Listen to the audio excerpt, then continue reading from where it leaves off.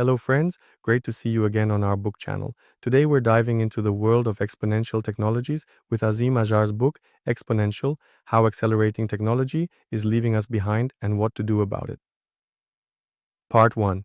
Introduction. Just imagine, 20 years ago, smartphones seemed like science fiction, but today we can hardly imagine life without them. Technologies don't develop linearly, they grow exponentially. And that's exactly what Azhar's book is about, this dizzying speed and how it's changing our lives. The author isn't just a theorist, he's the founder of Exponential View, one of the world's leading technology publications, and a lecturer at Harvard Business School. Azhar explores how exponential changes in technology are transforming business, politics, and our society as a whole. Ready to learn how to keep up with the technological wave and use its power to your advantage? Let's go.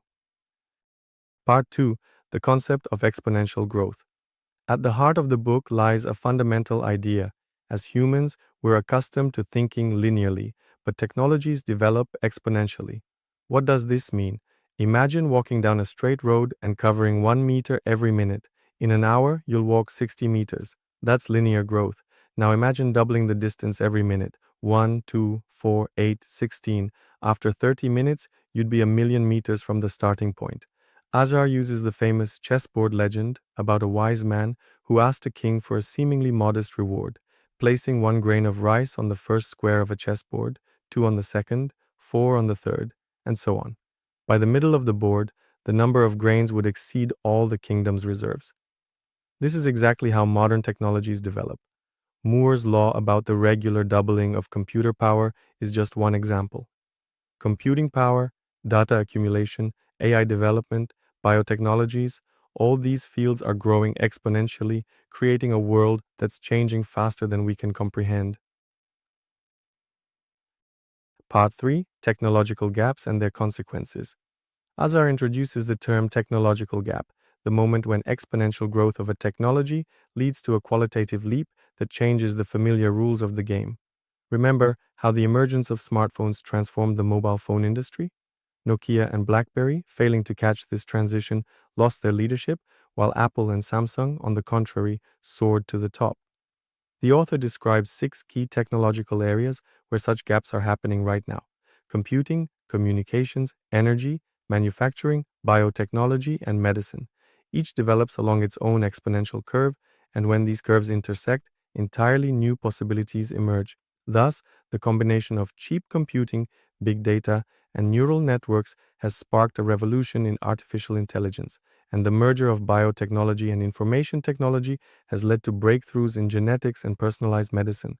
Azhar warns, companies and societies that don't notice these gaps risk finding themselves on the sidelines of history, similar to how digital photography destroyed Kodak in just a few years because it failed to adapt to the new reality. The Part 4. Why we can't keep up with technology. One of the most interesting parts of the book explores why it's so difficult for us to keep pace with technological progress. Azhar identifies 3 key factors.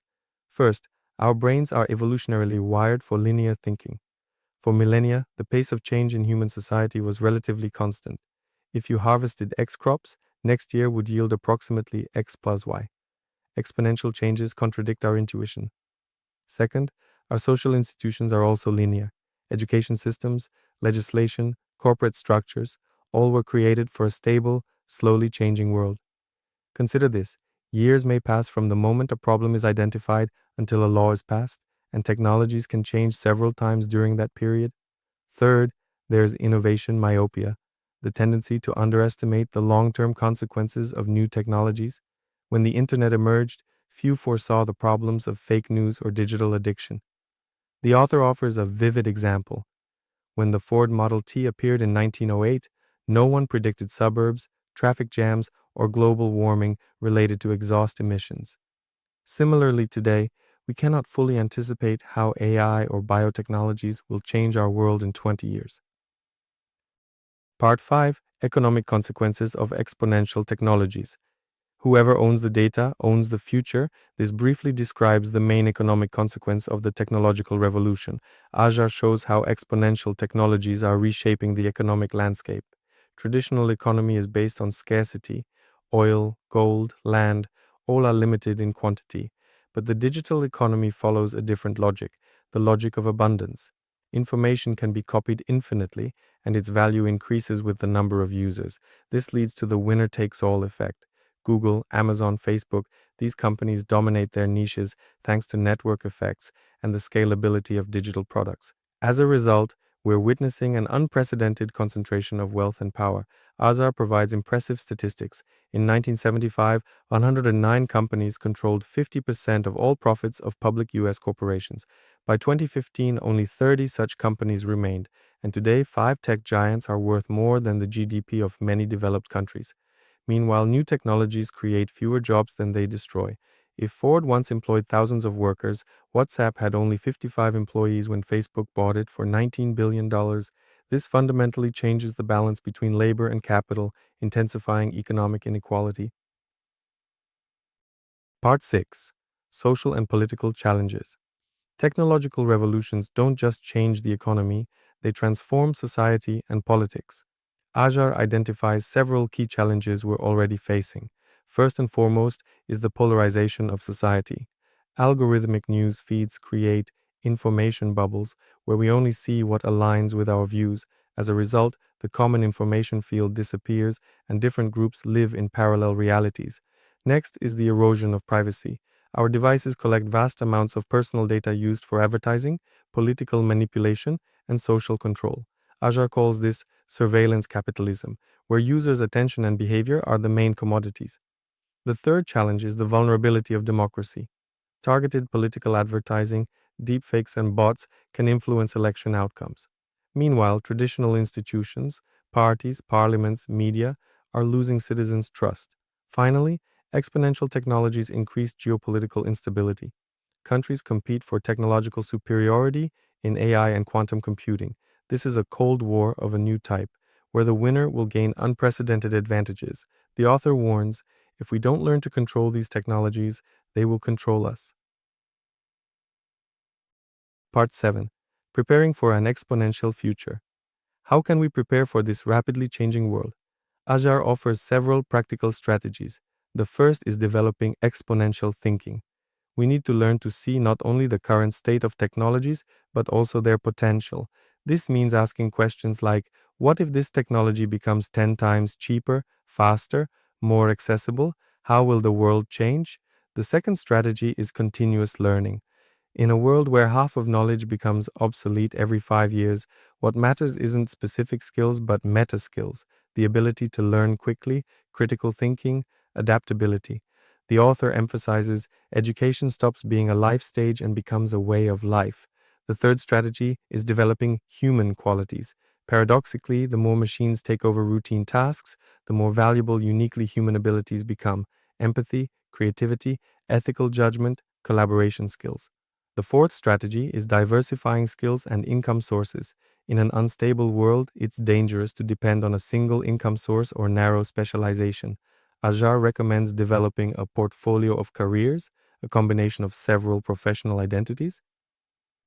Part 8. Rethinking Business in the Era of Exponential Technologies. For businesses, exponential technologies present both a threat and an opportunity. Azhar analyzes how companies can adapt to the new reality. The key shift is transitioning from a product economy to a platform economy. Today's most successful companies don't just create products, they build ecosystems where different market participants interact. Uber owns no cars, and Airbnb has no real estate. They create value by connecting people with resources.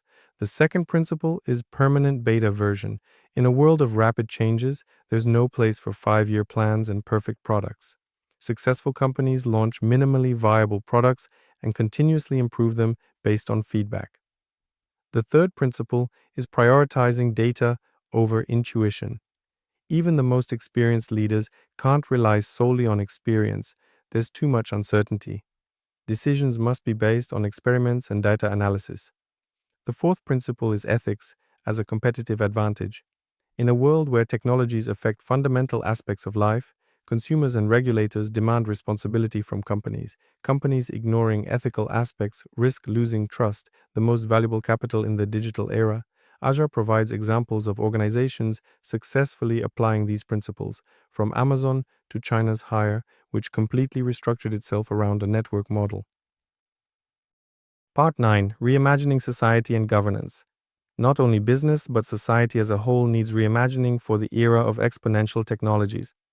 Azhar suggests several directions for renewing the social contract. First, education. The modern school system was created for the industrial era and prepares children for a world that no longer exists. We need a system that develops creative thinking, collaboration, and adaptability, qualities that machines cannot replace. Second, social protection. In a world where algorithms replace more and more professions, the traditional employment model is breaking down. Azhar examines various approaches, from universal basic income to continuous retraining systems and digital dividends, distributing the benefits of automation. Third, data as a public good. Today, our data enriches private corporations, but not ourselves.